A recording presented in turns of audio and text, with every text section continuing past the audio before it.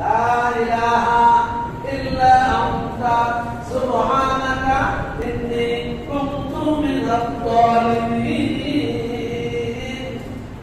মুসা আলাইহিস সালাম বিপদে পড়ে আল্লাহর কাছে আল্লাহ জুলুম করে ফেলেছে, আল্লাহ তুমি আমারে এখান থেকে উদ্ধার করো।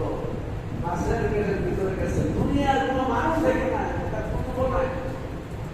আল্লাহ বলেন ফাস্তাজাবনা লাহু ওয়া নাজ্জাইনাহু মিনাল গাম্মি ওয়া কাযালিকা নুরসিল মুমিনিন।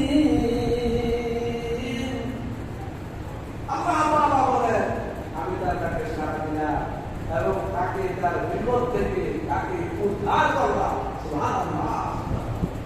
তাহলে কেমনে উদ্ধারিত হয়েছে? আল্লাহর কাছে চাওয়ার পরেই তো নাকি? আল্লাহর কাছে চাওয়ার পরেই তো নাকি? আমরা আল্লাহর কাছে চাইতে হবে। বিপদ আছে, মুসিবত আছে, হ্যাঁ, ঝড় ঝঞ্ঝা চলে আসছে, ভুলে গেলে চলবে না।